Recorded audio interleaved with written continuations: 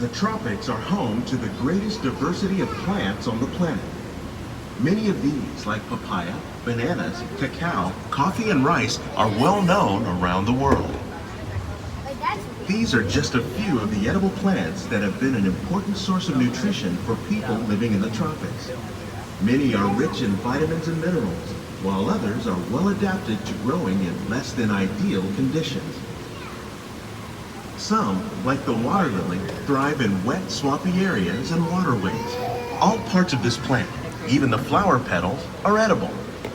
The starchy root of the plant has long been used to make flour for baking.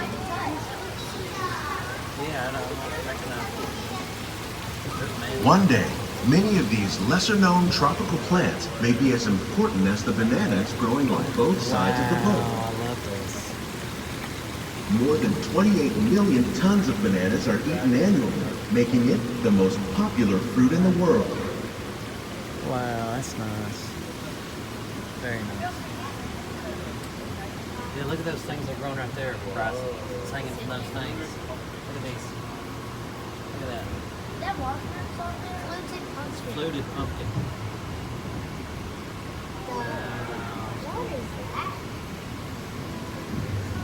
Chocolate scratching the bean ball. Wow, this is so cool. Banana.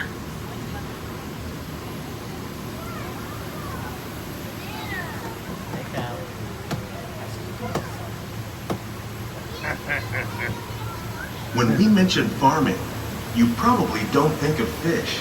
But fish farming, or aquaculture, accounts for nearly half of all the seafood consumed globally. Tilapia, bass, and catfish, like the ones you see here, are three of the more popular crops raised by fish farmers. The sustainable system we're using here recycles the water in the tanks. As a result, we're able to save millions of gallons each year. Whoa, look at those! Our small fish farm produces nearly 5,000 pounds of fish each year to serve in restaurants around Walt Disney World. Wow. Innovations like this one can play an important role in our efforts to produce bountiful harvests and still protect natural resources. Channel catfish. Oh, look at those catfish. Wow. Oh. Catfish.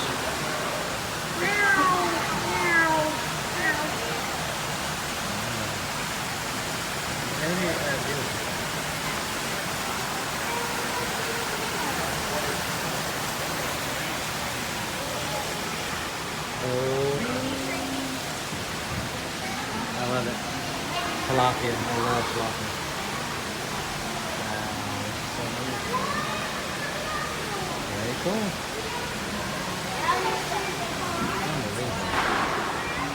While there are more than 50,000 edible plant species in the world, most of us are only familiar with the handful that make up our everyday diet. The common grains growing here, wheat, maize, sorghum, and millet, plus rice, account for nearly 2/3 of our global food consumption. Learning how to increase yields of these staples is an important goal of research around the world. Unbelievable. Hey, cotton is a vegetable? There's cotton. Mom, is cotton a vegetable? It says vegetables. It's very cool. Hold on, close your eyes because it'll ruin your eyes.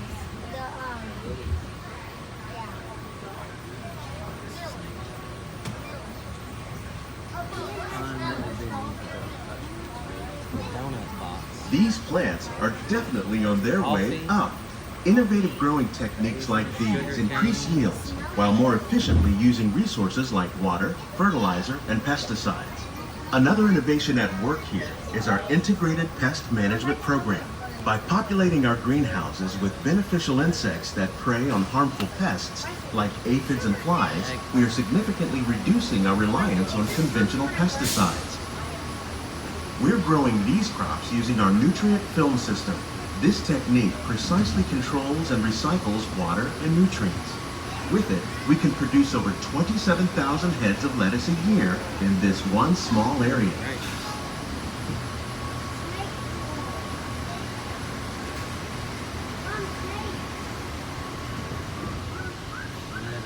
Let us pray.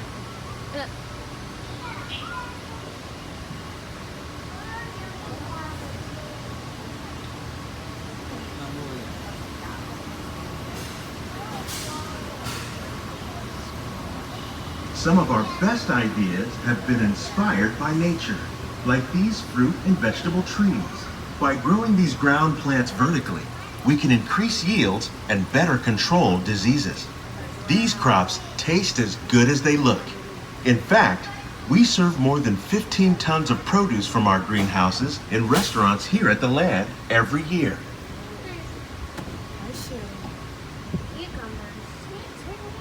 Yeah. I like pepperoni. Is there any pepperoni? Hey, Braylon. It was some mahonies.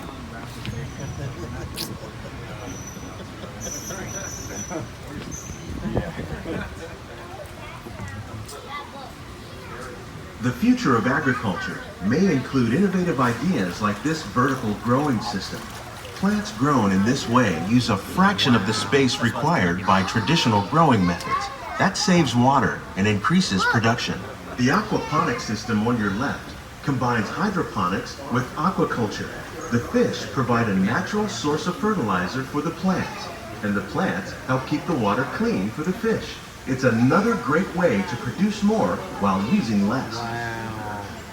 In our lab, Epcot scientists are working with the U.S. Department of Agriculture on a number of innovative projects.